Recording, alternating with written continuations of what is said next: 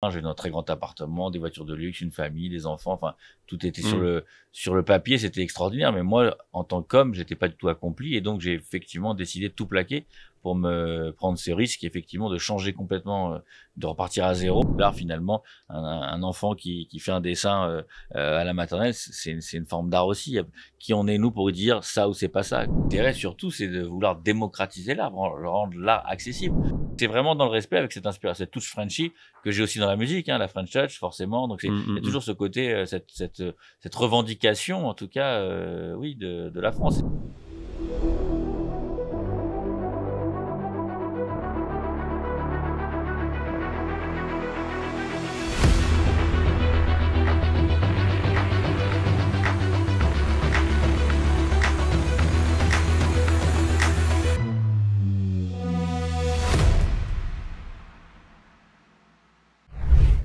Bonjour à toutes et à tous et bienvenue au Donka Comedy Club pour une nouvelle masterclass avec aujourd'hui un invité aux multiples talents et qui est tout simplement l'artiste contemporain français le plus vendu au monde, monsieur Richard Orlinski. Bonjour Richard, comment vas-tu? Bah écoute, top, on est bien. Écoute, il fait frais, ça se passe bien.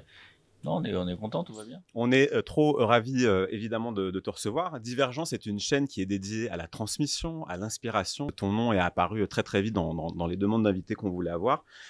Tout au long de cette masterclass, on va revenir sur ton parcours, sur la construction de ton style, tes inspirations, ton art, peut-être aussi les clés du succès, des embûches auxquelles tu as dû faire face. Vous avez l'habitude maintenant, on passera la parole à notre formidable panel qui est renouvelé d'émission en émission. Et puis on fera une petite conclusion sur tes actualités. Elles sont toujours nombreuses et il y a beaucoup de choses. Je voulais revenir au plus près, faire un voyage dans le temps, aller dans ton enfance. Est-ce que tu te rappelles les premiers émois artistiques qui ont été les tiens à ton plus jeune âge? Et moi, artistique, déjà, je comprends pas les termes. Moi, c'est pas, non, écoute, moi, ma première prise de contact avec, si on peut appeler ça de l'art, c'était quand j'ai tout petit, déjà la maternelle, enfin, sculpté. Je réalisais en terre glaise des animaux, beaucoup des éléphants et des hippopotames d'ailleurs, qu'ensuite on faisait cuire. Alors, à l'époque, c'était de la poterie un petit Mhm. peu, donc voilà. Et donc c'est vrai qu'il y avait ce rapport avec effectivement le tactile. C'est pour ça que j'aime encore la 3D. Finalement, tout ce qui est plus que le 2D. Donc toujours l'expression, les mains, le contact, un côté un peu visuel, mais aussi sensation, aussi voilà. Et donc ça, c'est un truc qui m'a pas mal marqué. Après, ouais, c'est les émotions, elles étaient là, surtout. Après, dans le temps, il y en a eu beaucoup d'autres, mais c'était tout petit, parce que j'avais 4 ans, je pense. D'accord, donc déjà, dès le plus jeune âge, tu es quelqu'un qui est très, très porté sur la transmission, partager des émotions. Mhm. Est-ce que déjà, à cette époque-là, tu penses que tu avais ça en toi? Ah bah évidemment, D'accord. j'étais le plus grand faillot de la Terre, parce qu'en fait, ce qui m'intéressait, c'était d'offrir des éléphants aux maîtresses, aux directrices, etc., pour me faire bien voir, pour me faire aimer. Donc il y avait toujours déjà un besoin de plaire, de partager, etc., qui se manifestait comme ça. J'étais d'ailleurs connu dans l'école pour réaliser ces petits trucs et surtout les faire cadeau. C'était encore plus malin de ma part à l'époque. À D'accord. 4 ans déjà, j'étais... Voilà. Ok. Tu poursuis tes études et tu te diriges vers des études d'économie, puis après, je crois, dans le management international. Pourquoi ça n'a pas été l'art, ton choix d'études supérieures? Alors en fait non, j'ai pas, enfin, c'est pas ce qui s'est passé effectivement. J'ai eu mon bac parce que à l'époque c'était la base Mmh. d'avoir son bac. Sans le bac c'était compliqué. Et ensuite j'ai voulu me faire d'autres activités, de la musique, du théâtre, du cinéma, bon, de l'art aussi. Et puis j'ai compris que très vite que c'était très compliqué et très peu d'élus finalement Ouais. dans ces métiers un peu de saltimbanque. Et moi j'avais besoin de sous.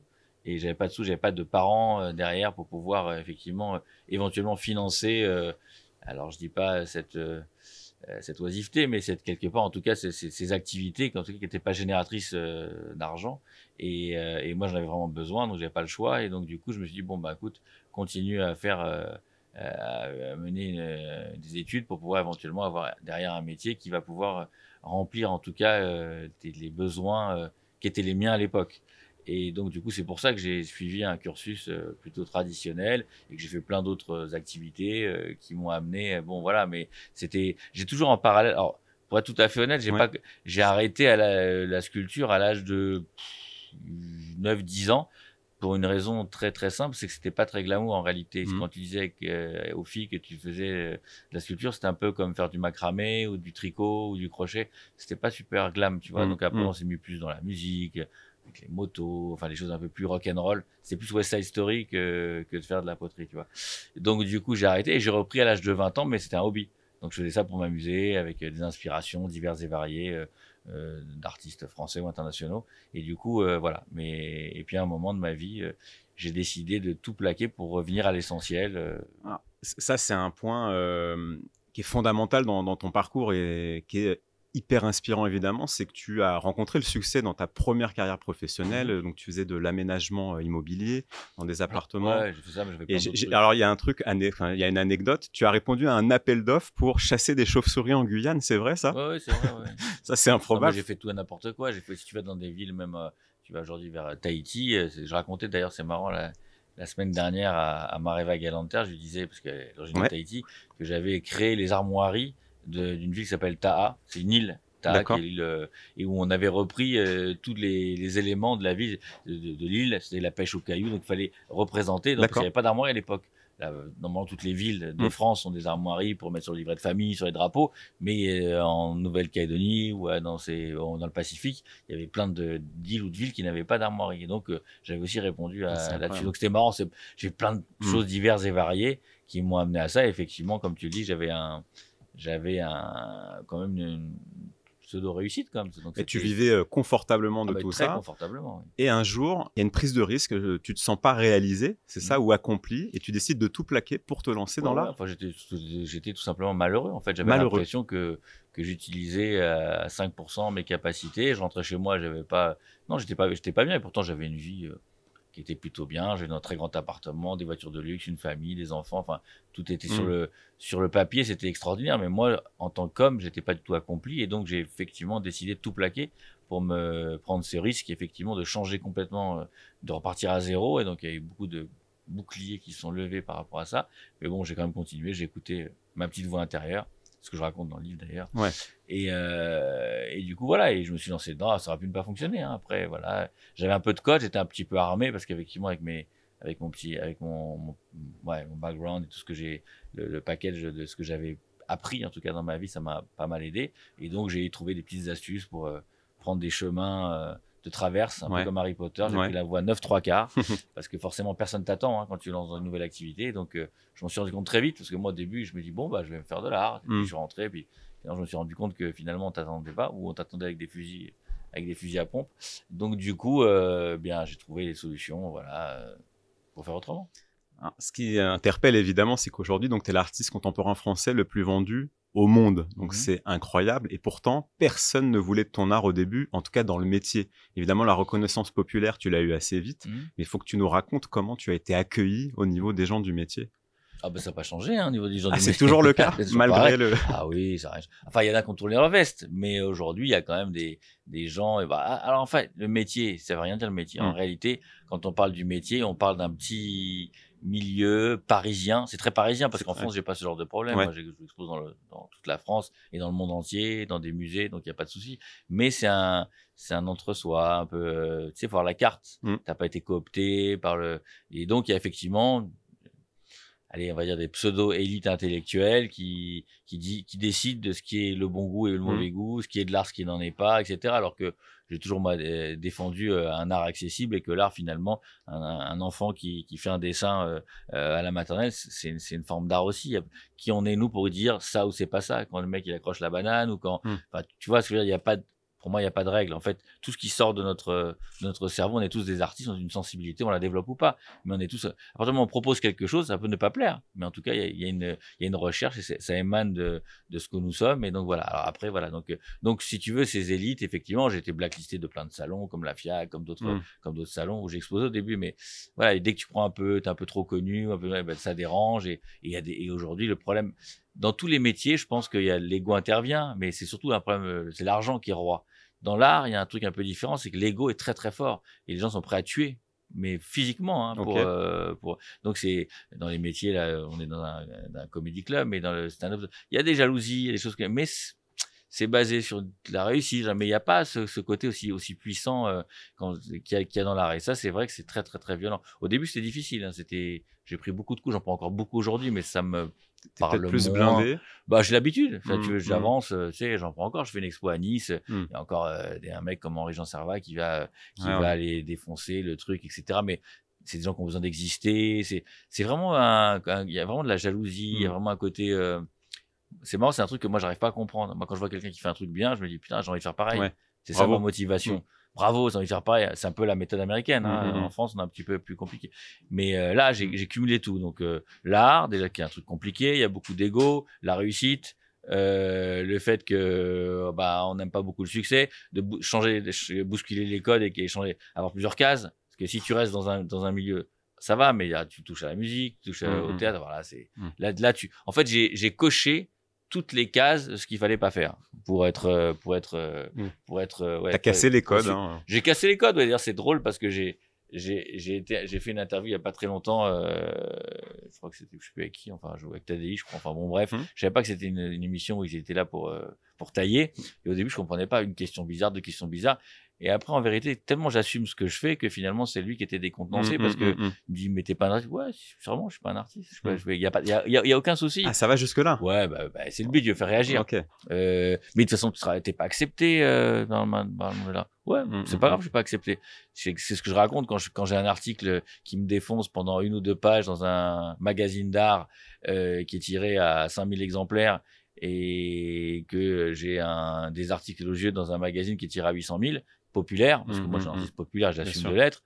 Moi, la balance me va très, très bien. Hein, donc, voilà. Après, c'est vrai que ce petit milieu, ils sont très puissants. Et ils arrivent à te faire sauter des trucs, à t'empêcher, à te mettre des embûches et des barrières. Mais il faut pas les écouter, faut tracer sa route. Ouais, toujours est-il qu'aujourd'hui, ton art est reconnu mondialement. Une de tes premières créations emblématiques, c'est le fameux crocodile rouge.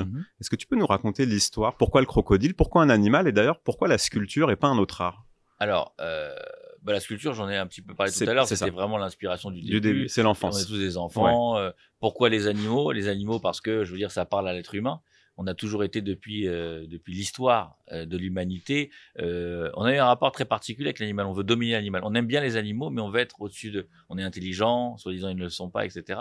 Et je me suis attaché au début à essayer de démontrer que les animaux avaient une forme d'intelligence que nous n'avons pas, puisque eux obéissent toujours à un cercle vertueux et nous on rentre dans un cercle vicieux. Les animaux tuent pour se nourrir, nous on est violents, on tue pour rien. Enfin, on n'a pas de raison pour tuer. Donc et eux, malgré tout ce qu'on a pu avoir, les bouleversements climatiques, les cataclysmes, etc. Il y a toujours cette logique de la nature, de la vie, qui est toujours respecté des espèces, etc. Alors que nous, on n'en a rien à foutre, on a beau être intelligent, on n'est pas si intelligent que ça. Donc ça, c'est un truc qui m'a beaucoup parlé. Et pourquoi le crocodile?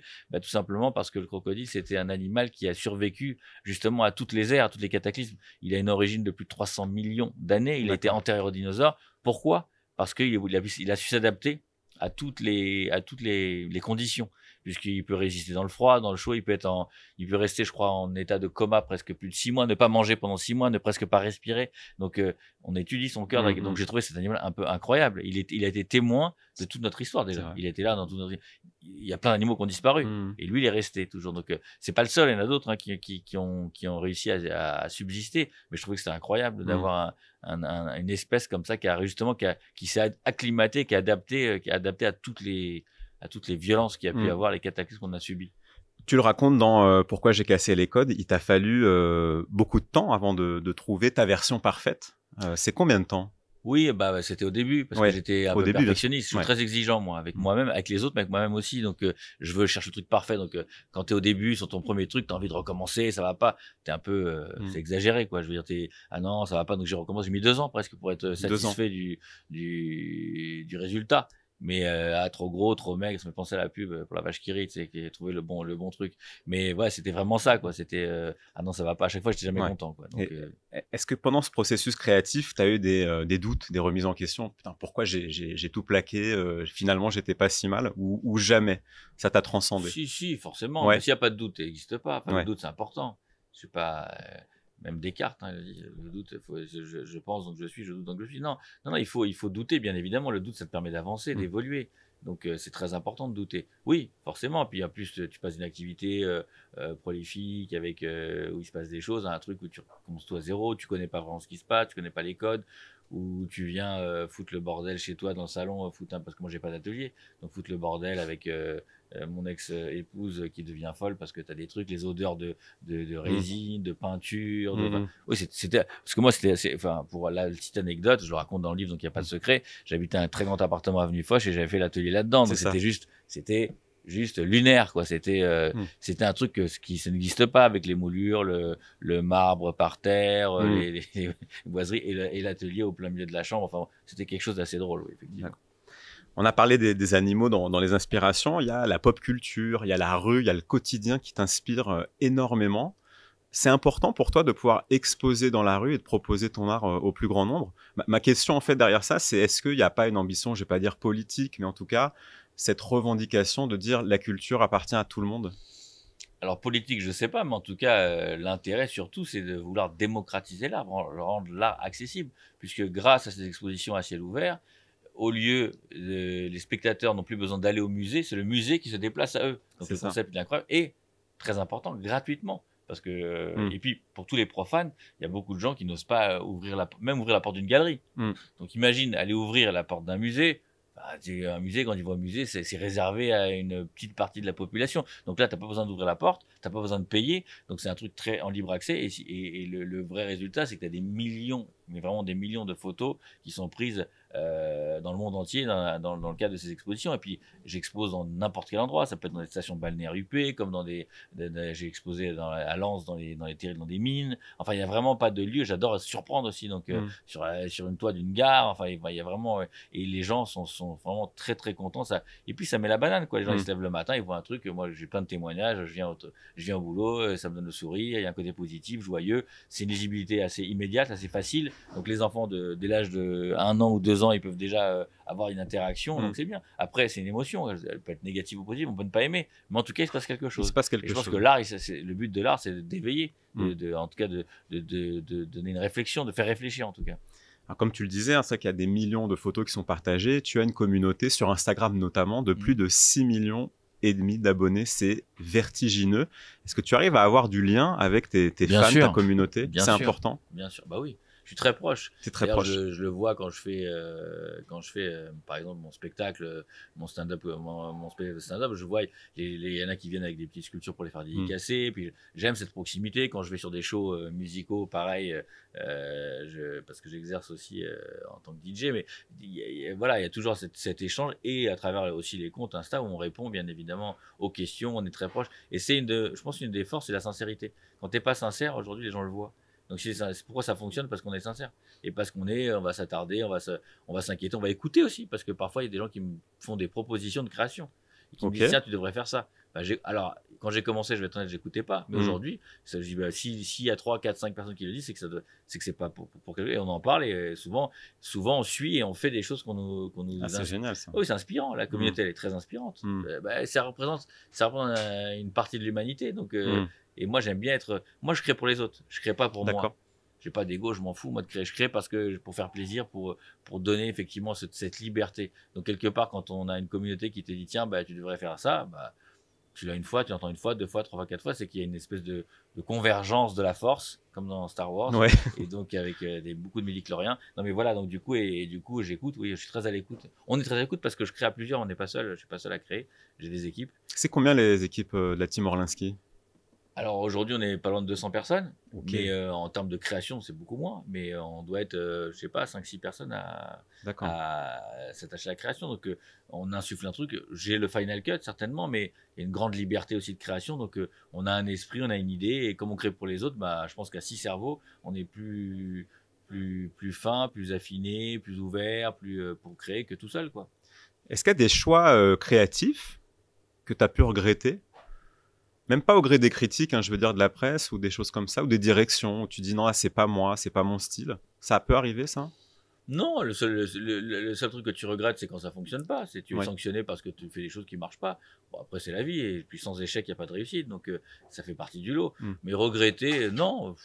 crois qu'il ne faut pas que dans le regret, en fait. Je pense que le regret, c'est un concept que je ne connais pas, en fait. Le regret, il y a un côté d'amertume. Le regret, c'est tu fais ce que tu fais. Après, peut-être que tu dis oui, peut-être que tu aurais dû faire autrement, mais tu apprends. Le regret, je pense qu'il n'a pas de place. Mais effectivement, quand tu as un échec, tu apprends de cet échec et tu rebondis dessus et ça te permet de faire autrement et de grandir. Je pense que ce qui est important, c'est de regretter, ça ne sert à rien. Mais par contre, d'apprendre des échecs, oui. On est d'accord même si on est installé, reconnu, on va continuer à se planter. Forcément. C'est la base. Si tu ne plantes pas, tu ne réussis pas. Ouais. Ça n'existe pas les gens qui réussissent. Si, quelqu'un qui dit qu'il va gagner au loto, à l'euro million, alors là, il réussit financièrement. Mais ce n'est pas pour ça qu'il a réussi sa vie.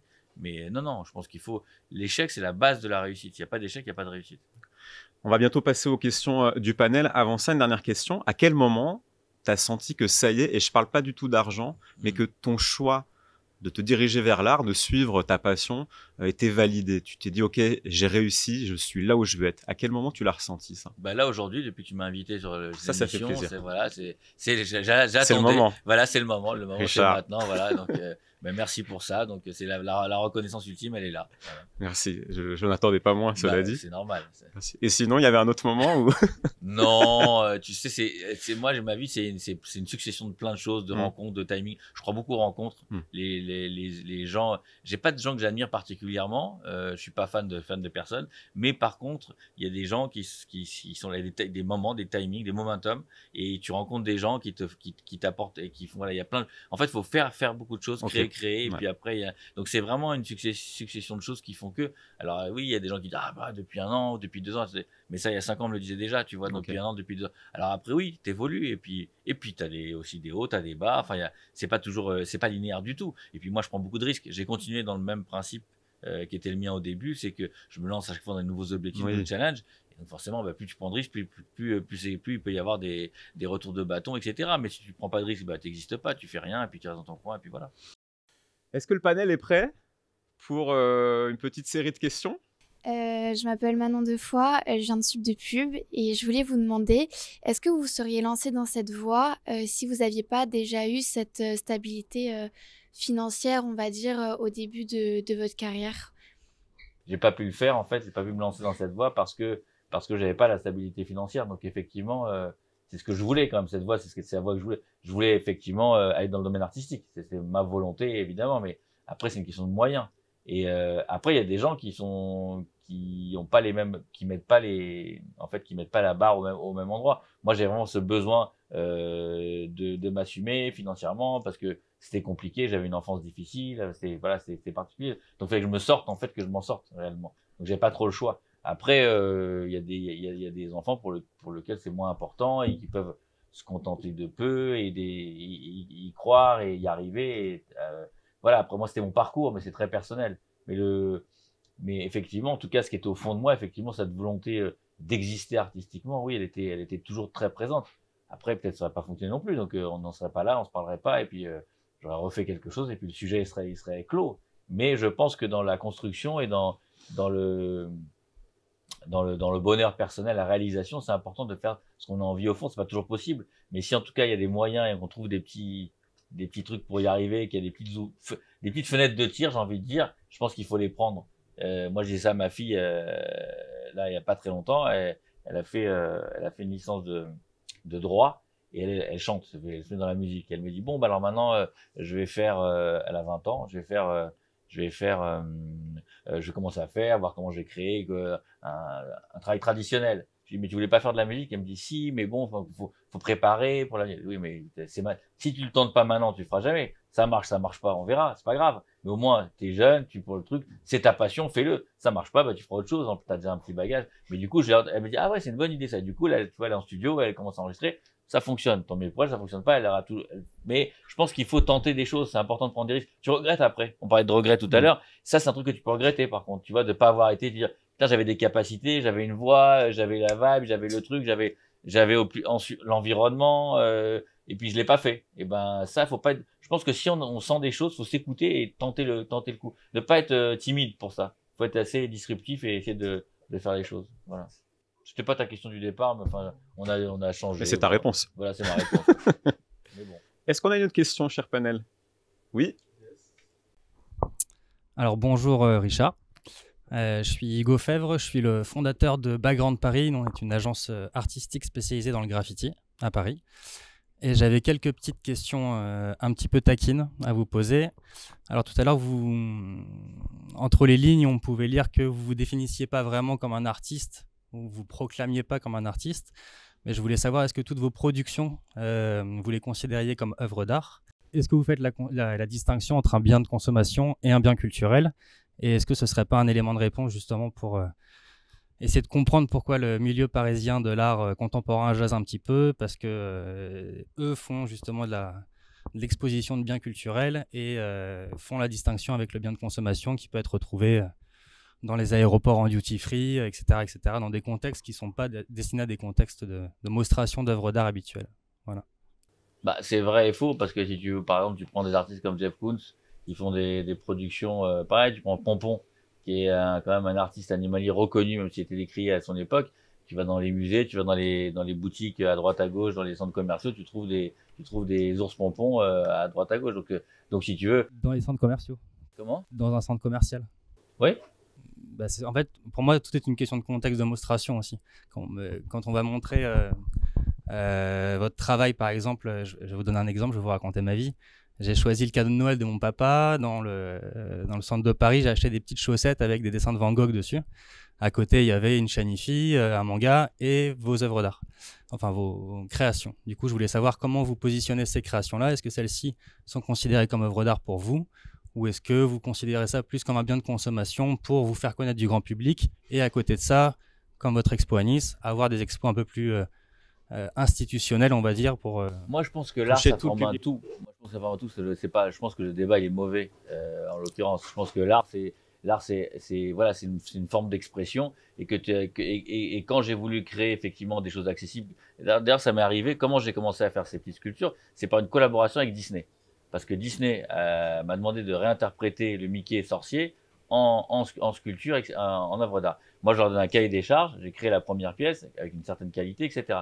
Et quand on a vu le nombre de gens qui se sont précipités parce qu'ils voulaient avoir un petit morceau d'œuvre d'art, etc., qui sont venus à la culture, grâce à ça, qui ont pu... Pour moi, c'était le truc magique. Donc, si aujourd'hui, on parle d'Expo de Nice, c'est intéressant. L'Expo de Nice, gratuitement, c'est ouvert, les gens ils vont à l'exposition. Si les gens, ils veulent... tout un chacun veut pouvoir avoir, par exemple, je prends le T-Rex qui est exposé, en avoir un petit, s'il va dans une galerie traditionnelle avec des œuvres, etc., ça coûte 5 000 €. 5 000 €, tout le monde n'a pas les moyens de mettre 5 000 €. Je trouve qu'en ayant une œuvre à autour de 200 €, 150 € ou même encore moins cher chez Disney, tu peux avoir une partie de la reproduction de l'art. C'est une reproduction, c'est un tirage, ok, c'est un tirage qui est limité, mais qui n'est pas numéroté, mais au moins, et ils sont tellement fiers, il y a un côté fier, il y a un engouement, il y a une joie, en tout cas, de pouvoir posséder un truc. Donc, à la base, c'était ça, parce que moi, j'avais pas de marge sur les premiers produits que j'ai fait. Donc, c'était vraiment quelque chose, mais voilà, pour moi, il n'y a pas de règle. Est-ce qu'on a une autre question, cher panel? Oui. Alors, je me présente, je m'appelle Lucas Despos, je suis mannequin et acteur, je suis en train d'ouvrir mon agence de mannequin. J'avais une petite question sur toutes les œuvres que tu as fait, c'est laquelle que tu as préféré faire et pourquoi? Je croyais que tu voulais m'engager dans ton agence de mannequin. Je me dis, bon, c'est bon, enfin, j'ai un emploi. Un casting. Un casting, ouais, parce que c'est pas sûr que je sois pris. Préféré, écoute, tu sais, c'est toujours souvent la dernière création que tu aimes bien, tu travailles dessus, et puis après tu reviens, tu vois, c'est marrant, pareil du crocodile, parfois je l'ai oublié, il était dans mon salon, et puis parce que moi, chez moi, les œuvres, elles tournent, à droite, à gauche, et puis je trouve ça drôle, dans les revoir après, tu les apprécies, tu sais, c'est comme un truc que tu as oublié et tout. Donc en réalité, il y en a que j'aime moins, parce que ça me parle moins, ça c'est sûr, mais celles que j'aime, il y en a quand même beaucoup, et puis elle m'inspire, et quelque chose de plus... Mais il n'y a pas vraiment de préféré. Non, après, celle que j'ai mis le plus en avant, c'est le Kong, parce que c'est celui qui se rapproche plus de nous.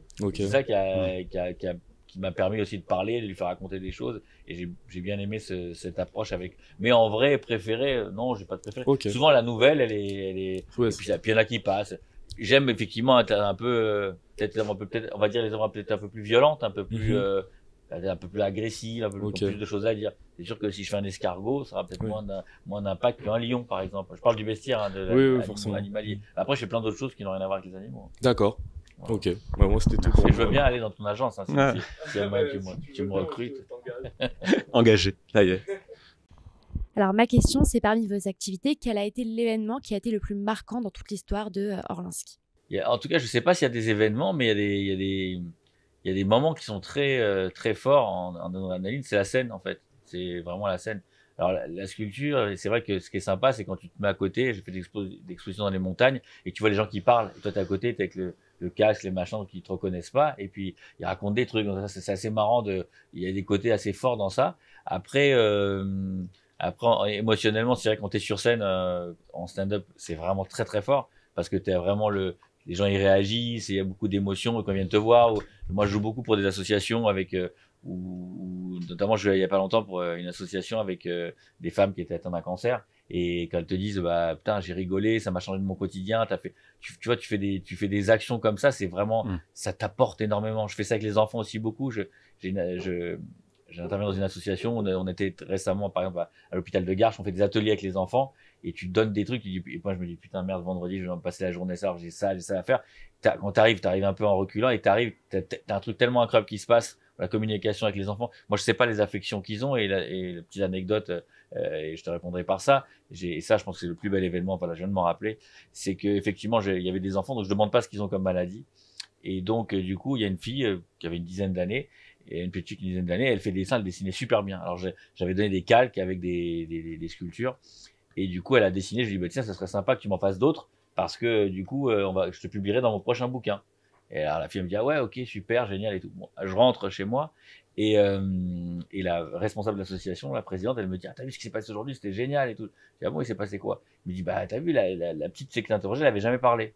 Wow. Et donc, du coup, quand tu sens ça, alors, c'est évidemment pas grâce à moi, c'était le moment où elle dire un mot, je sais pas quoi, mais quand tu dis, t'as fait un truc, moi, je sais pas, moi, elle m'a parlé, elle m'a répondu, enfin, j'en sais rien, j'ai rien fait pour, hein, j'ai juste dit, tu pourras en faire d'autres pour mon livre, hein, donc j'ai pas fait un grand travail psychologique. Mais du coup, de savoir que tu sais que tu prends ça comme ça, t'en décharges, tu dis, waouh, quoi, la fille, tu vois, la petite fille, elle a parlé, il y a machin, et donc c'est des détails, mais je pense que ça, c'est beaucoup plus puissant que de faire des scènes. J'ai fait Bercy en musique, j'ai fait des salles, des concerts de la tolérance avec 200 000 personnes. C'est sympa. Mais ce genre d'événement comme ça, ce métier que je fais m'a permis de faire des choses comme ça. Et j'en ai plein des exemples comme ça dans les hôpitaux parce que c'est un truc qui est plus fort forcément. Mais d'autres choses aussi. Mais ça, ce genre d'événement, c'est plutôt fort. Allez, dernière question du panel. Bonjour, Agostina Rogliano, comédienne. J'aimerais savoir quel est votre prochain challenge parce que vous êtes très créatif, donc peut-être que vous pourrez nous en dire un peu plus. Alors, il y a beaucoup de challenges. On a un challenge qui est en cours, vous savez, partie des actus, donc c'est bien, il y a un espèce de link. On travaille sur un dessin animé, donc avec une histoire assez inspirante d'un petit enfant qui a 12 ans, qui a perdu ses parents et qui se réfugie un peu dans les mondes virtuels. Et donc avec mes caractères qui vont venir un petit peu l'aider, le sauver, le ramener à quelque chose de plus réel, du présent, et aussi avec beaucoup de pédagogie et de défense de la nature, enfin plein de messages. Et on est en train aussi d'écrire une série inspirée de l'histoire de ma vie, mais c'est une fiction, donc avec beaucoup de curseurs. Donc voilà, on cherche des comédiens aussi. Donc du coup, non, voilà, c'est des projets où on peut s'exprimer, on peut raconter des choses, faire passer encore des messages, c'est quelque chose qui me passionne. Après, j'ai beaucoup de demandes de collaboration sur plein de sujets. J'ai un sujet en ce moment aussi pour les handicaps de l'enfance et sur les enfants autistes. On est en train de créer des ruches pour pouvoir héberger les enfants parce qu'en France, il y a beaucoup en fait, ces enfants sont pas pris en charge. Il n'y a pas de scolarité pour les enfants autistes. Donc voilà, donc c'est plein de projets comme ça qui me tiennent à cœur. C'est voilà, on passe du coq à l'âne, mais enfin il y en a beaucoup et voilà, et toujours aussi beaucoup de création. Voilà. Alors Richard, on arrive déjà dans la dernière partie de cette émission. Je voulais qu'on fasse un petit point actualité. On a abordé rapidement l'exposition à ciel ouvert à Nice. C'est quelque chose de colossal, hein. Ça va avoir lieu du 10 juin au 30 septembre 2023. C'est quoi la genèse de ce projet ? Alors la genèse du projet, déjà, c'est comme on en a parlé tout à l'heure, moi j'aime bien effectivement partager avec le plus grand nombre et faire des expos comme ça à ciel ouvert pour effectivement rendre l'art accessible et que tout un chacun puisse effectivement apprécier en tout cas une exposition, avoir des émotions. Et donc ça c'est plutôt cool. Il y a voilà, il y a un côté sympa, il y a la mer, il y a une bonne énergie, je trouve, dans cette ville.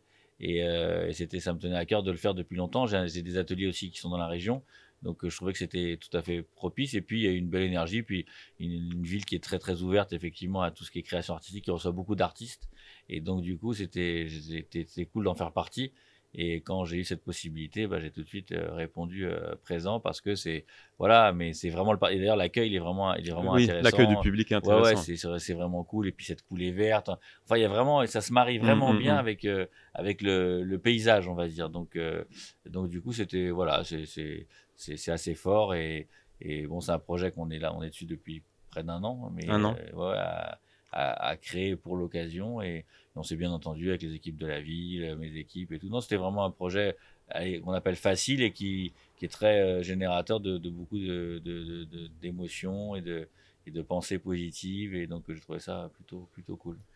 Donc, tu exposes dans le monde entier. Il y a cette expo à ciel ouvert à Nice. Je voulais savoir, toi qui es l'artiste français contemporain le plus vendu au monde, quel était ton rapport à la France, justement? Est-ce que ça fait partie de ton patrimoine, ou pour toi c'est anecdotique? Est-ce que ça t'inspire? Est-ce que la culture française a une influence sur tes arts ou ton mode de vie, ou pas du tout?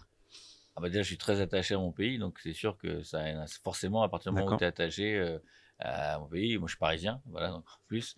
Mais non, c'est quelque chose qui est très, oui, évidemment, la France. Et puis quand tu vas comme ça, notamment, bah, j'ai la réplique de l'exposition qui est en ce moment à Miami, sur Lincoln Road, par exemple, déjà depuis près d'un an. Voilà, on m'a remis les clés de la ville, donc tu es un peu un ambassadeur de la France à l'étranger. On ouvre dans le Middle East, on ouvre en Asie, donc quelque part d'avoir ces petits points, c'est une espèce de fierté d'avoir ces petits coins de France quelque part à l'étranger. Donc un côté un peu ambassadeur, malgré moi, même personne ne m'a demandé, hein, je le fais tout seul, donc j'ai pris cette initiative.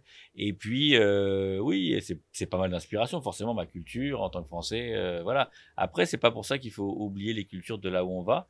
Et contrairement à beaucoup de Français, je ne cherche pas à imposer quoi que ce soit. Encore ce côté de liberté. Et je pense qu'il faut composer aussi avec les énergies, les ADN, les cultures aussi. Faut pas, voilà, l'idée c'est pas d'imposer sa culture, mais c'est effectivement aussi de prendre un petit peu avec la culture de là où on voudrait en tout cas exposer, en tout cas on voudrait partager, parce qu'il faut partager dans le respect et dans prenant en compte et en considération ce qui se passe ailleurs. Donc c'est vraiment dans le respect, avec cette inspiration, cette touche Frenchy que j'ai aussi dans la musique, hein, la French Touch forcément. Donc il y a toujours ce côté, cette revendication, en tout cas, oui, de la France. C'est un côté très très important, et oui, il y a une fierté aussi d'être voilà. Tu as été décoré d'ailleurs, hein, par la ministre de la Culture à l'époque. C'est quelque chose qui compte pour toi, cette reconnaissance-là, du moins? Non, ça c'est pas. C'est plus anecdotique. Ça c'est plus anecdotique. L'important c'est d'être reconnu. D'être reconnu déjà. C'est même pas d'être reconnu. L'important c'est en tant qu'artiste populaire, c'est de pouvoir mener plein d'actions, de les mener à bien. Effectivement, cette reconnaissance, cette notoriété, tu l'as par effectivement tout le monde, le peuple, voilà, dans le bon sens du terme, et quelque part qui te suit, qui t'accompagne, qui te permet de réaliser plein de choses. Et ça, c'est un truc qui m'intéresse plus. Après, d'être décoré, c'est encore anecdotique. Ça dépend du gouvernement, ça dépend de tellement de paramètres. Voilà, l'important, c'est d'avoir effectivement la reconnaissance populaire. Ça, c'est vraiment important pour moi. Ouais. On a parlé des expositions à ciel ouvert, du bestiaire avec les animaux d'envergure, tu cartonnes en tant que DJ, il y a la fiction, tu te produis en ce moment même d'ailleurs toujours, tu fais du stand-up, hein, donc dans des comédie clubs, ça cartonne à chaque fois. Donc la question peut paraître bateau, mais est-ce qu'il y a quand même une recette pour rencontrer le succès? Ça, c'est ma première question sur ce thème-là. Et ensuite, est-ce que tu viens chercher simplement une respiration, ou est-ce que la prestation de stand-up peut à un moment nourrir ton ambition artistique sur la culture, ou c'est juste de la prise de risque? Alors, c'est vrai que c'est beaucoup de prise de risque. Alors, tout le monde me dit « Ah ouais, c'est risqué, etc. » Après, ça fonctionne à chaque fois, ça fonctionne pas à chaque fois. Tu vois, en musique, j'ai fait un son en 2016 avec Eva Simon qui a été numéro 1 de l'Airplay pendant 3 semaines. Après, bon, bah, les autres sons ont eu un parcours moins important. Donc, dans tout, il y a des trucs. Okay. On a vu celui-là, on retient celui-là, mais après, il y a eu des sons qui ont moins bien marché. Bon, voilà, ça c'est normal, heureusement. Je suis pas. Donc, voilà, il n'y a pas de recette. Après, tu vois, s'il y avait une recette, j'aurais fait que des tubes. Donc, non, il n'y a pas de recette. Il y a par contre une envie, effectivement, de créer. Et c'est pas de se mettre en risque, en tout cas de proposer quelque chose de nouveau, d'explorer de nouveaux domaines et de nouvelles voilà, contrées, de nouvelles activités artistiques. Ça, c'est pour la réponse sur le succès. Et quant à la motivation, bah, typiquement, le stand-up, c'est une vraie thérapie pour moi. C'est une Quelque thérapie. part. Ah ouais, Ok. monter sur scène, tu sais, parfois, bah, on est quelle journée mardi? Hier, j'ai passé une sale journée avec plein de déceptions, etc. Je me disais, j'avais pas envie, etc. Et je suis monté sur scène et j'étais pas mauvais en plus. Et le public m'a vachement emporté. On a eu un vrai échange avec des rires, avec une espèce d'énergie, etc. Et ce que ça t'apporte, c'est incroyable. Il y a un côté vraiment très très grisant et très positif et ouais, un côté un peu thérapeutique, je pense, de monter sur scène. Tu sais, sur scène, il y a un truc que tu peux pas tricher. Sur scène, ça se voit tout de suite quand tu triches et c'est aussi le seul moment où tu es obligé de vivre le présent. Parce que moi, beaucoup de gens vivent dans le passé, ça c'est très mauvais. Dans le futur, c'est pas terrible. Mais quand tu arrives à vivre dans le présent, c'est là où tu es heureux. Et donc, les moments de bonheur, si tu arrives dans ta vie à tout le temps au présent, je pense que c'est comme ça que tu es heureux. Et du coup, ça t'oblige. Tu n'as pas le choix. Tu montes sur scène, bah, tu peux pas. Bah, tu es là. Tu es obligé d'être là, tu es présent, tu as le public, tu ne peux pas penser à autre chose. Et je crois que c'est le seul moment dans ta vie où tu peux être vraiment là et pas penser à autre chose. Et ça, c'est un truc génial. Est-ce que chaque discipline artistique dans laquelle tu t'exerces, hein, donc elles sont différentes, vient nourrir une autre? Alors oui, et souvent il y a des. Alors on s'en rend pas compte forcément, mais je pense qu'il y a beaucoup. J'essaie en tout cas de créer des crossovers entre tous les mondes, notamment en musique où je propose un show art et musique, tu vois, où je mets en scène les sculptures aussi. Dans mon dernier show musical, j'ai une espèce d'énorme, je mixe sur une énorme panthère avec plein d'effets, beaucoup de 3D, d'écrans, double écran, les sculptures sortent des écrans et tout. Il y a un côté très vivant et ça me plaît beaucoup. Mais évidemment, forcément, je cherche à trouver une connexion et parfois c'est pas forcément volontaire, ça se fait de manière peut-être induite. Ok. Une dernière question. Donc on voit ton personnage très ouvert, cash aussi franc. T'es quelqu'un aussi très porté sur la transmission, on l'a déjà dit. D'ailleurs, dans ton livre, c'est assez marquant. À chaque fin de chapitre, il y a comme des tutos, des cahiers de charges. J'ai appris ça, des mantras. Donc, il y a beaucoup de transmission. Si tu avais un dernier message à offrir à notre audience, hein, c'est des gens de tous les âges, des gens qui vont aller dans la culture ou pas forcément, en tout cas dans la création de près ou de loin. Un dernier message pour eux? Ouais, un message sous forme, déjà très important, c'est de croire en soi. Quelle que soit notre activité, je pense que c'est très important. Souvent, on se néglige, on ne croit pas en soi. Deuxième message important, pour le même prix, j'en ai plusieurs. Deuxième message important, oui, quand il nous arrive quelque chose de négatif, il y a vraiment un truc qu'il faut vraiment faire, c'est assumer ce qui nous arrive négatif et pas remettre la faute sur les autres. On a toujours tous tendance à dire il m'est arrivé ça, c'est de la faute d'un tel, c'est à cause de ça. Mais quand tu prends conscience que finalement, évidemment, je parle pas de maladie, mais dans des choses de la vie de tous les jours, tu assumes cette responsabilité, tu grandis et tu gagnes des kilomètres. Souvent, j'entends on m'a fait ça, et ça, c'est vraiment un truc que j'ai appris qui est incroyable, parce que quand tu dis non, ça m'est arrivé ça, il m'a volé, c'est peut-être de ma faute, j'aurais peut-être pas dû faire comme ça. Et quand tu assumes cette responsabilité, tu gagnes des années. C'est un truc qui est complètement dingue. Et aussi, ne pas avoir peur de l'échec. Parce que ça, c'est important. L'échec, c'est pas grave de se planter. Si tu te plantes pas, si tu réussis pas, donc on se plante, c'est pas grave. Et ce qu'il faut quand on s'est planté, c'est pas s'apitoyer sur son sort, c'est se dire qu'est-ce que j'en tire comme leçon et se servir de ces échecs pour en faire des forces ensuite. Et ça, je pense que c'est important. Après, les autres, c'est pour la prochaine fois où tu m'invites dans quelques années. Voilà, je te dirai d'un jour dans un autre. Avec plaisir. Merci beaucoup, Richard, pour ces moments très sincères, très précieux. Avant de se quitter, je voulais passer à quelques remerciements. Évidemment, comme toujours, Flavie et Stéphano qui ont géré la production de cette émission à mes côtés. On avait Mathis, un assistant de choc aujourd'hui. Charlotte pour le make-up. Je voulais remercier Pierre Gérard de la team Orlinski pour toute cette organisation. Je voulais remercier notre fidèle partenaire Sub de Pub, toujours en lien avec la transmission, la création. Merci du soutien. On va remercier également le Donka Comedy Club qui nous accueille à chaque fois avec beaucoup de force et de présence. C'est Fonzie. N'hésitez pas à venir applaudir les talents du Comedy Club. Ces soirées rire assurées. On va remercier notre panel. Vous avez été brillants, très pertinents. Donc, merci beaucoup à vous. C'est la fin de cette émission. On vous invite évidemment à commenter, liker, partager, à vous abonner à la chaîne. On revient très bientôt. Et Richard, vraiment, merci mille fois. C'était un bonheur de te recevoir. Merci beaucoup. Merci, avec plaisir.